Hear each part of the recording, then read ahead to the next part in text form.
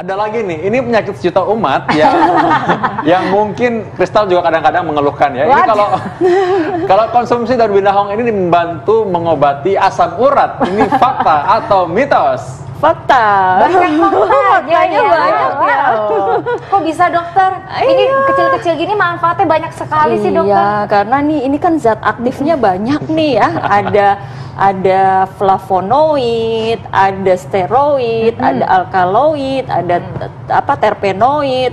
Nah, kalau untuk asam urat, ini selain tadi pengalaman nenek moyang, pengalaman empirik, juga pengujian praklinik itu menunjukkan si ekstrak binahong ini dia menghambat aktivitas enzim santin oksidase. Nah, itu kan enzim yang sifatnya memetabolisme purin tuh. Nah, kalau dia dihambat tentunya akan membantu mengurangi kadar asam urat dalam darah gitu. Oh gitu.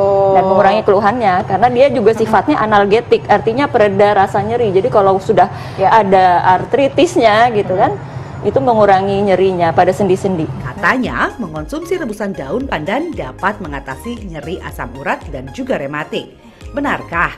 Yuk tanya sama Dokter Ingrid, itu fakta atau mitos? Ya, itu adalah fakta.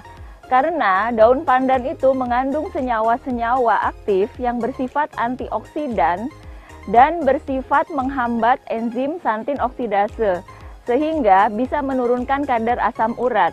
Selain itu, daun pandan juga bersifat analgetik atau antinosiseptif atau anti nyeri, juga anti peradangan, sehingga nyeri-nyeri yang terjadi karena peningkatan kadar asam urat maupun karena rematik itu bisa dikurangi atau diatasi.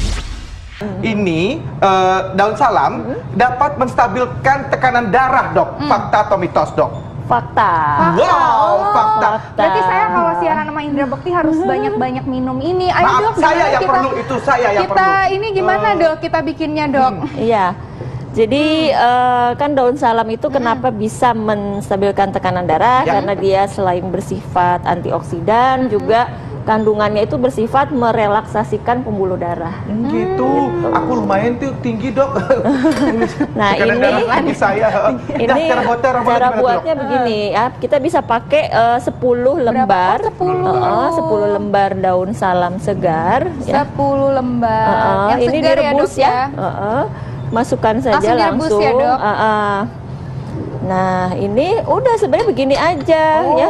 Berapa lama tuh, dok, direbusnya? Jadi ini kan takaran untuk sekali minum. Ya. Airnya jadi berapa cangkir? Airnya 2 cangkir. Oh, airnya 2 cangkir. Direbus daun hingga salamnya 10. hingga tersisa 1 cangkir.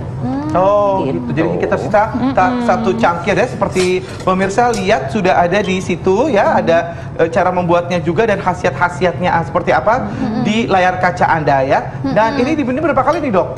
Diminum boleh 2 kali sehari. 2 kali sehari. 2 kali sehari. Jadi kalau tekanan darah kita agak naik sedikit, boleh mengkonsumsi ini untuk menormalkan. 2 kali seharinya ini misalnya pagi kah? Atau misalnya baru bangun tidur? Atau sebelum makan? Tuh gimana, dok? Biar optimal gitu. Oh iya, jadi bagusnya sih sebelum sarapan sama sebelum makan malam. Oh, sebelum sarapan dan sebelum makan malam gitu ya, dok. Penyerapannya juga lebih bagus. Nah, kalau misalnya orang yang udah minum obat tekanan darah tinggi nih, dok, boleh nggak konsumsinya barengan sama ini?